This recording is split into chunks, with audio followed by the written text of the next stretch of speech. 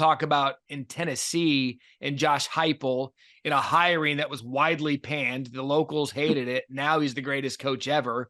And he's got to do it with Joe Milton this year. Is it possible Tennessee, who, by the way, was number one for a couple of weeks in the college football playoff rankings a year ago, is it possible for Tennessee to stay at that level that we saw a year ago? Yes. And Milton, I think, is capable of doing great things. Hendon Hooker was a transfer from Virginia Tech, and he almost won the Heisman. Had he not gotten hurt, he wouldn't have won, but he would have been in the top three. Tennessee has it going. All of a sudden, it just clicked at Tennessee, and I think Heupel is a genius when it comes to offensive plays. They've got a lot of good compliments on that program, and I'm this is not because I went to school there. That's irrelevant to the conversation, but we forget that Tennessee has always been a major power in college football, but they've just fallen so far off the stage. So it's not as difficult for Tennessee to suddenly get everything clicking because they have the infrastructure there.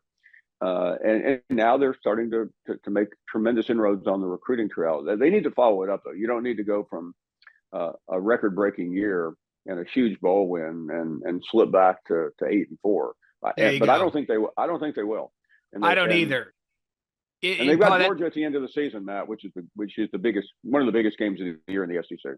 Yeah, it's like everybody could come out with one hit song or one hit album. Sure. It's how you follow that hit song and that hit album up. And I believe when you look at the landscape of this conference, and I'll even make this comment big picture in the country, I believe that Joe Milton is the most dangerous unknown in the country. Here's why. If you look at him as an athlete and you look at his arm as a quarterback, it's first overall pick, first round pick type talent. Yeah. I mean, he can throw the ball 100 yards. But he overthrows guys a lot. If him being patient and waiting his turn behind Hendon Hooker, if he legitimately harnessed the time, the film, and the improvement, he could easily be the Heisman Trophy winner, and he could easily be a top 10 pick in the NFL. I find him so fascinating and frightening because everything's there. And if Heupel finds a way to get it out of him, look out, because he, to me, could be the most dangerous quarterback in the country if he's had it figured out. I agree. And, Tennessee, misfortune, of course, of having to play Georgia and Alabama.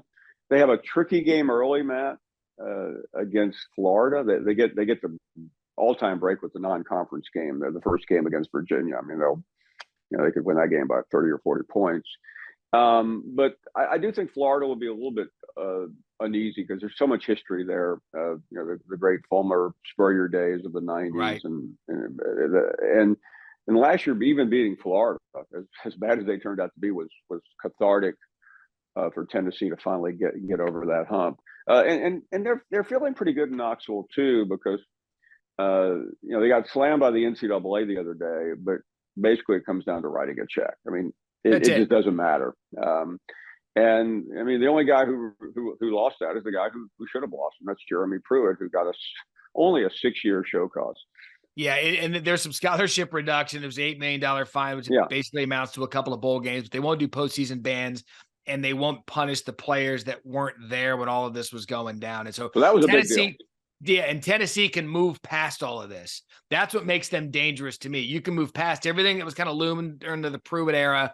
You came off a really good season last year. You've got the quarterback. You have the talent. College football, I've said this forever.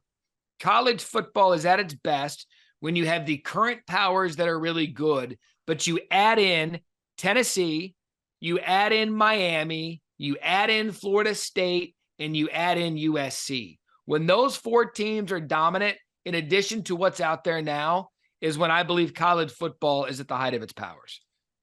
Yeah, and that's really been the problem, because a lot of these have been dormant for a long time, and I think that's why we ended up with Alabama and Clemson every year in the championship. That'll do it for a safety version of the Matt Barrie Show on the college football show. Fine, we're going to release him out back into the wild. Thanks for watching ESPN on YouTube. For live streaming sports and premium content, subscribe to ESPN+.